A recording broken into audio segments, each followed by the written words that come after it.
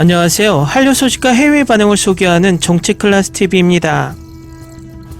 오늘은 리뷰 한국 역사 영화는 강인함을 묘사하고 요구합니다란 제목의 뉴욕타임즈 기사와 이 영화에 열광하는 미국 영어권 시청자 반응까지 살펴보겠습니다.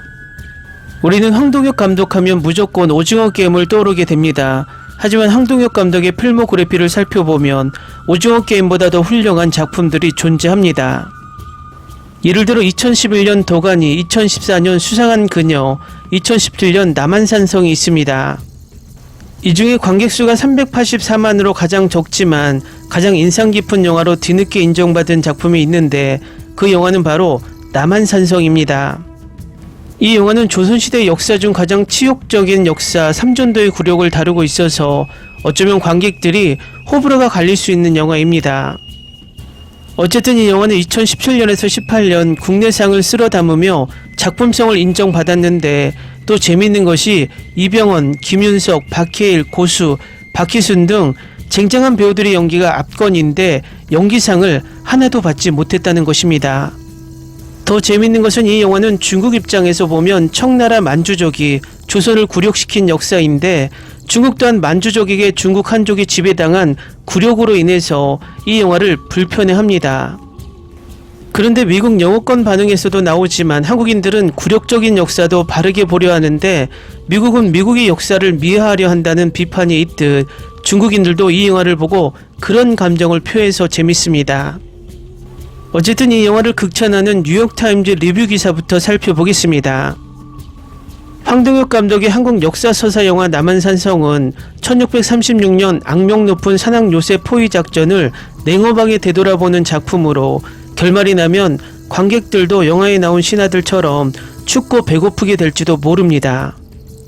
김훈의 소설 원작으로 한 남한산성은 조선이 명나라와 맺은 역사적 동맹이 만주족 청나라의 등장으로 도전을 받았을 때 직면한 위기를 다룹니다.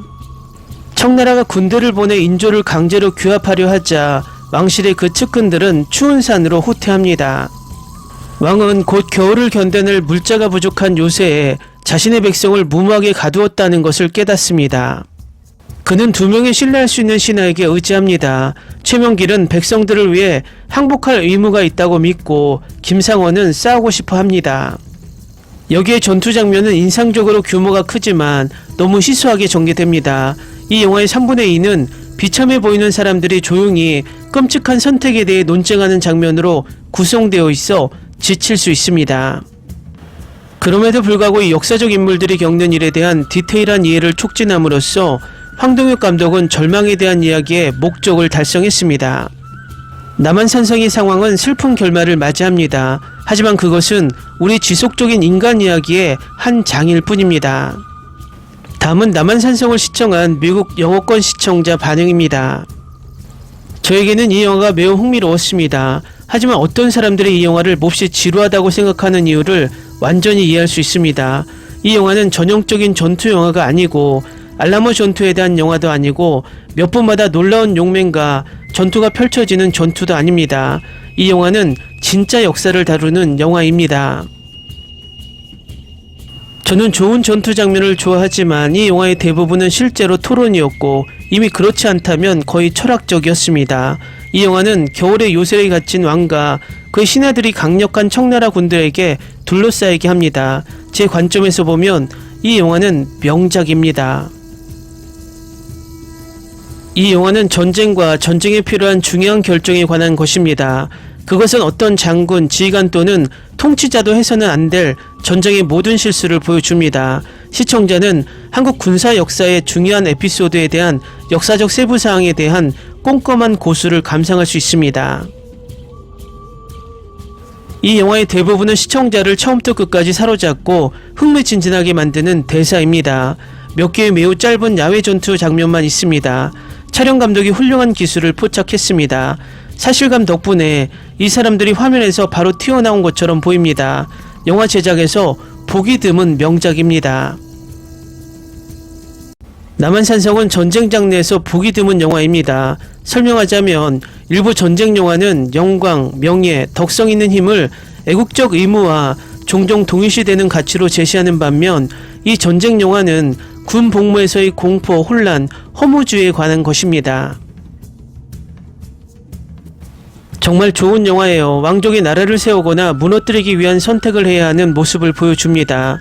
의사결정에 영향을 미칠 수 있고 궁극적으로 전쟁이 평화의 해결책이 아니라는 것을 보여준 방식이 정말 인상적입니다. 전투가 매우 흥미진진한 몰입감과 대사도 최고 수준입니다. 전투를 꾸준히 보고 싶어하는 사람이라면 이 영화는 적합하지 않을 수 있지만 이 영화의 전부는 그게 아닙니다. 신하도 여기에 참여하여 왕족과 왕의 반응과 결정을 보여줍니다. 그 외에는 굉장한 영화입니다. 환상적인 영화, 제가 한국 역사 영화를 좋아하는 이유는 그들이 조상의 실수에 대한 진실을 말하는 것을 두려워하지 않기 때문입니다. 한국인들은 할리우드가 정치적 입장에 따라 역사를 계속 다시 쓰는 것과 달리 세상의 진실을 보여주는 것을 두려워하지 않습니다.